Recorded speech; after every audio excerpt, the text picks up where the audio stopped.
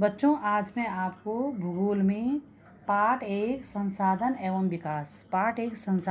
विकास में मृदा के प्रमुख प्रकार पढ़ाऊंगी। यानी कि मृदा सब बच्चों को पता है कि मृदा मिट्टी को कहते हैं। मिट्टी के प्रकार पढ़ाएंगे। तो ये जो मिट्टियाँ हैं, मिट्टियाँ 6 प्रकार की होती हैं और हमारे पास जो कलर थे हमने उसी कलर को इस मानचित्र में इस्तेमाल किया है।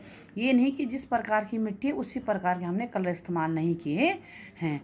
तो सबसे पहले है पर्वत और वन मिट्टी, दूसरी है जलोढ़ मिट्टी, तीसरी है लाल और पीली मिट्टी, चौथी है काली मिट्टी, पांचवी है लेटेराइट मिट्टी और छठी है शुष्क मिट्टी। सबसे पहले पढ़ेंगे हम पर्वत या वन या पर्वतीय मिट्टी। जो पर्वतीय मिट्टी होती है पर्वत के नीचे के ऊपरी जाने वाली कई प्रकार की मिट्टियों से बनती है और ये नीचे के ढाल में हरी भूरी मिट्टी, उसके ऊपर हल्की भूरी मिट्टी और पर्वतीय भाग में पर भूरे रंग की पीली मिट्टी मिली जुली मिट्टी मिलती है। ये जो मिट्टी का क्षेत्र है ये लगभग 2 करोड़ हेक्टेयर है और ये पर्वतीय मिट्टी का विस्तार क्षेत्र करती है। ये उत्तर का भाग हो गया हमारे मानचित्र का। तो इस मिट्टी का विस्तार ज़्यादातर यहीं होता है। ये मिट्टी कंकर, पत्थर और मोटे कणों वाली वायुयुक्त मिट्टी होती है। यह क्षेत्र जो है देहरादून, नैनीताल, पौड़ी में ये मिट्टी पाई जाती है और हिमालय के ऊंचे भागों में इस मिट्टी का क्षेत्र है। इस मिट्टी में चाय, फलों की खेती, सूखे मेवे अच्छी मात्रा में होती हैं। अगर सिंचाई की सुविधा हो तो यहाँ गेहूँ और चावल भी अधिक मात्रा में होते हैं। दूसरी है जलोढ़ मिट्टी। जो जलोढ़ मिट्टी है हमने ये दर्शा रखी है बिंदी बिंदी, इस कलर से, पीले कलर से हमने ये दर्शा रखी है। यह मिट्टी नदियों द्वारा लाई गई भूमि के संचयन से बनी है। यह नवीन और उपजाऊ मिट्टी है। इस मिट्टी का महत्व इसलिए है क्योंकि यह अत्यंत उपजाऊ है। यह भारत के 7.7 लाख वर्ग किलोमीटर क्षेत्र तक फैली हुई है और इस मिट्टी को कांप या कछारी मिट्टी भी कहते हैं। इस मिट्टी का देश में 40% भाग में ये पाई जाती है और जिसका क्षेत्र है ये देखो, ये गंगा यमुना का क्षेत्र, सतलुज का क्षेत्र, कृष्णा, महानदी, कावेरी नीचे के क्षेत्र में भी ये यहाँ पाई जाती है। हल्की सी जो ये क्षेत्र बने हुए हैं नीचे के दक्षिण के नदियों में भी इस मिट्टी का क्षेत्र है। इस मिट्टी में इसको बांगर मिट्टी भी कहते हैं, खादर मिट्टी भी कहते हैं और भारत की 50% जनसंख्या इस मिट्टी में भोजन का निर्माण और उत्पन्न करती है। जैसे गेहूँ, गन्ना, चावल, तिलहन, तंबाकू, जूट की खेती बड़े पैमाने में इस मिट्टी में की जाती है। यानी कि हमारे लिए यह मिट्टी बहुत ही आवश्यक है। अब है तीसरी है लाल और पीली मिट्टी। लाल और जो पीली मिट्टी होती है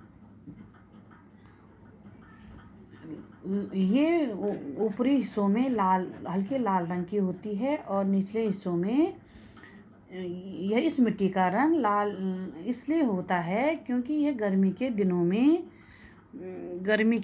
ये वाली मिट्टी जो है ये लाल मिट्टी है, लाल और पीली मिट्टी है। गर्मी के दिनों में इस मिट्टी में कैपिलरी छिद्रों द्वारा मिट्टी पर लोहे का जंग उतर जाता है। जंग आने पर यह लगने लगता है और इस मिट्टी का निर्माण उन सेलों के टूटते हुए हुआ होगा।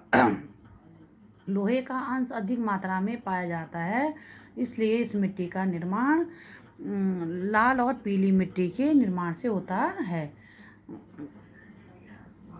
लाल और पीली मिट्टी के निर्माण से इसका निर्माण होता है। यह तमिलनाडु राज्य के क्षेत्रों में पाई जाती है और इस मिट्टी में नागपुर, पठार, उड़ीसा, मध्य प्रदेश, आंध्र प्रदेश, तेलंगाना, कर्नाटक, दक्षिण पूर्वी महाराष्ट्र में यह मिट्टी पाई जाती है और इस मिट्टी में ज्वार, बाजरा की खेती होती है। अब इस मिट्टी में ज्वार और बाजरा अधिक मात्रा में होता है। अब है काली मिट्टी। जो काली मिट्टी है हमने ये वाली दर्शा रखी है, ये जो नीले नीले हैं चौड़े चौड़े रंग, ये भी यहाँ तक ये जो दर्शाई गई है काली मिट्टी। काली मिट्टी जो होती है इस मिट्टी का निर्माण लावायुक्त पदार्थों से होता है और ज्वालामुखी के उद्गार में लावा बहकर धरातल के ऊपर फैल गया और ठंडा होने पर यह जम जाता है और इस मिट्टी का निर्माण होता है। इस मिट्टी को काली मिट्टी, रेगुर मिट्टी भी कहते हैं। इस मिट्टी का जो है, इसमें फास्फोरस, चूना, मैग्नीशियम, एल्युमिनियम और जीवाश्म के तत्व अधिक मात्रा में पाए जाते हैं। इस मिट्टी में 5.1 क्षेत्र वर्ग किलोमीटर तक यह फैली हुई है।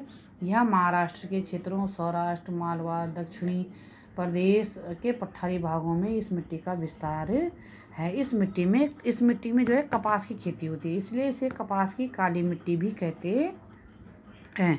अब है लेटेराइट मिट्टी। जो लेटेराइट मिट्टी होती है, ये जो लेटेराइट मिट्टी है हमारी, ये बहुत कम है, कम क्षेत्र हैं इसके। ये क्षेत्र है, ये हल्का सा, और ये क्षेत्र जो हमने रानी कलर के रंग से दिखाए दिए हैं, ये है लेटेराइट मिट्टी।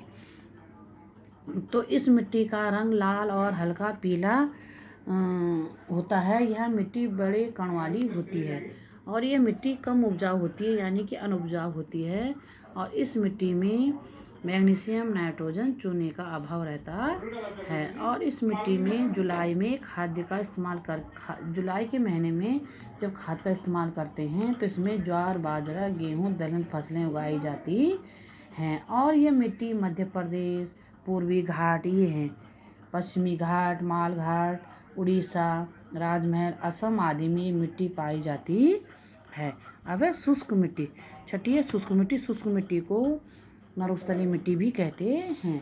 अब जो इसका क्षेत्र है, ये जो हमने चौकोर चौकोर खाने बना रखे हैं, ये शुष्क मिट्टी है। मरुस्थलीय मिट्टी थार के मरुस्थल और निकटवर्ती शुष्क प्रदेशों में पाई जाती है।